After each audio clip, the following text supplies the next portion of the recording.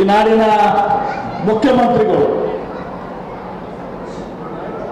ಇವತ್ತು ಇಲ್ಲಿ ಇಂಚಿಗೇರಿ ಗ್ರಾಮಕ್ಕೆ ಬಂದು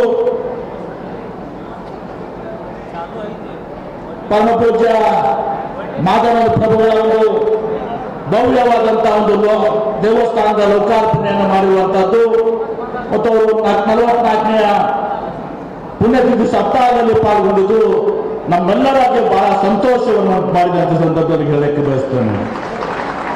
ಸಾಮಾನ್ಯ ನಮ್ಮ ಮುಖ್ಯಮಂತ್ರಿಗಳು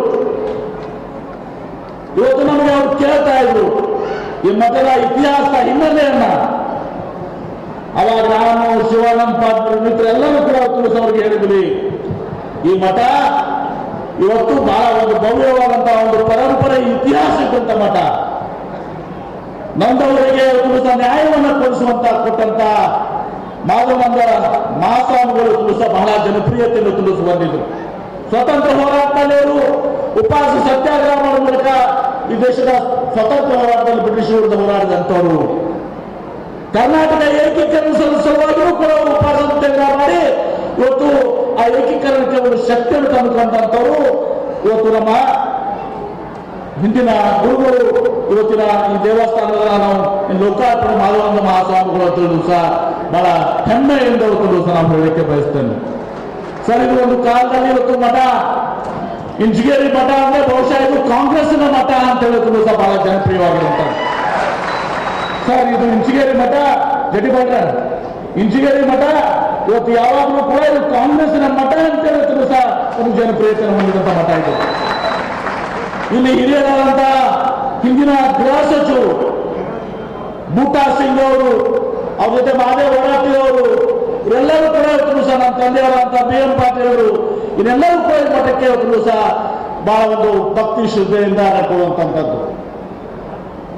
ಇವತ್ತು ತಾವು ಬಂದು ದಿನ ಉದ್ಘಾಟನೆಯನ್ನ ಮಾಡಿದ್ದೀರಿ. ಈ ಮಠದ ಒಂದು ಇತಿಹಾಸದಲ್ಲಿ ಇದು ಸುವರ್ಣ ಅಕ್ಷರದಲ್ಲಿ ಬಂದಿರುವಂತಹ ಒಂದು ಕ್ಷಣ. ಇವತ್ತು ಭವ್ಯವಾದಂತಹ ದೇವಸ್ಥಾನ ಸುಮಾರು 25 ಕೋಟಿ ರೂಪಾಯಿಗಳನ್ನ ಖರ್ಚು ಮಾಡಿ ನಮ್ಮ ರೇವಣಸಿದ್ದೇಶ್ವರ ಮಹಾರಾಜರು ಅವರ ಬಗ್ಗೆ ನಾನು ಹೇಳಬೇಕಾಗಿದ್ರೆ ಅವರು ಸರಳ ಸಜ್ಜನ ಇವತ್ತು ಮಹಾಸ್ವಾಮಿಗಳು ಅಂತ ಹೇಳಕ್ಕೆ ಬಯಸ್ತೇನೆ. ಯಾರಿಗೂ ಕೂಡ ಮನಸ್ಸಿಗೆ ನೋವಾಗುವಂತ ರೀತಿಯಲ್ಲಿ ತಿಳಿಸೋರು ಎಂದು ಕೂಡ ಬಹಳ ಸೌಮ್ಯ ಸ್ವಭಾವದವರು. ಅಷ್ಟೇ ಅಲ್ಲ, ಕ್ರಿಯಾಶೀಲ ವ್ಯಕ್ತಿಗಳು ಅವರ ಒಂದು ನೇತೃತ್ವದಲ್ಲಿ ಈ ಮಠ ಏನು ಗತವೈಭವ ಇತ್ತು ಆ ಗತವೈಭವ ಮತ್ತೆ ಮರಳಿ ಪಡ್ಕೊಂಡಿದೆ ಅಂತ ಹೇಳಲಿಕ್ಕೆ ನಾನು ಬಹಳ ಹೆಮ್ಮೆಯಿಂದ ಹೇಳಕ್ಕೆ ಬಯಸ್ತೇನೆ.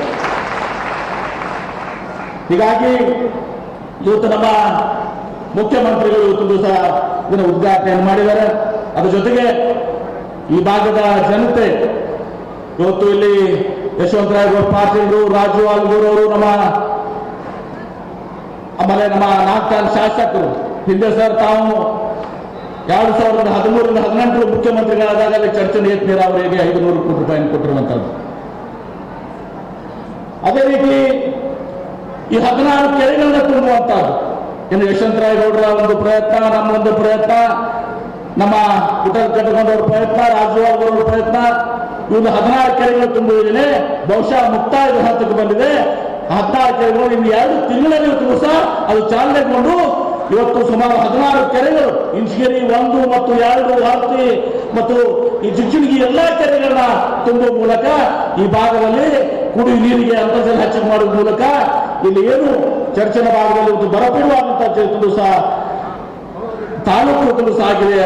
ಅದಕ್ಕೆ ಸಹ ಮುಖ್ಯಮಂತ್ರಿಗಳು ತಮ್ಮ ಹಣವನ್ನು ಕೊಟ್ಟು ಸಹ ಯೋಜನೆ ಸಹ ಮುಕ್ತಾಯ ಹಂತದಲ್ಲಿ ಕೆಲವೇ ತಿಂಗಳಲ್ಲಿ ಮುಖ್ಯಮಂತ್ರಿಗಳ ಹಸ್ತ ಅಮೃತ ಹಸ್ತದಿಂದ ಅದನ್ನ ಚಾಲನೆ ಕೊಡುವಂತ ಕೆಲಸ ಕೂಡ ಆಗ್ತದೆ. ಅದ್ರ ಜೊತೆಗೆ ಯಶವಂತರಾಯ ಪಾಟೀಲ್ರು, ಕಡಕೊಂಡವರು, ರಾಜು ಆಲ್ಗೂರು ಇವರೆಲ್ಲರೂ ಸಹ ಒಂದು ಪ್ರಯತ್ನ ರೇವಣಸಿದ್ದೇಶ್ವರ ನೀರಾವರಿ ಯೋಜನೆ ಕೂಡ ನಮ್ಮ ಮುಖ್ಯಮಂತ್ರಿಗಳು ಸಹ ಅದಕ್ಕೆ ಟೆಂಡರ್ ಕರೆಯುವ ಮೂಲಕ ಅದು ಕೂಡ ಪ್ರಗತಿಯಲ್ಲಿದೆ ಅನ್ನೋ ಮಾತನ್ನ ಸಂದರ್ಭದಲ್ಲಿ ಹೇಳುವ ಜೊತೆಗೆ ಮುಖ್ಯಮಂತ್ರಿಗಳು ಇವತ್ತು ಈ ರಾಜ್ಯದಲ್ಲಿ 5 ಗ್ಯಾರಂಟಿಗಳನ್ನು ಕೊಡುವ ಮೂಲಕ ಇವತ್ತು ಬಡವರಿಗೆ, ವಿಶೇಷವಾಗಿ ಮಹಿಳೆಯರಿಗೆ ಗೃಹಲಕ್ಷ್ಮಿ ಯೋಜನೆ, ಅನ್ನ ಭಾಗ್ಯ ಯೋಜನೆಯಲ್ಲಿ 5 ಕೆಜಿಯಿಂದ 10 ಕೆಜಿ ಅಕ್ಕಿ, ಮಹಿಳೆಯರಿಗೆಲ್ಲರೂ ಕೂಡ ರಾಜ್ಯಾದ್ಯಂತ ಪ್ರವಾಸ ಮಾಡಲಿಕ್ಕೆ ಉಚಿತವಾಗಿ ಬಸ್ನಲ್ಲಿ,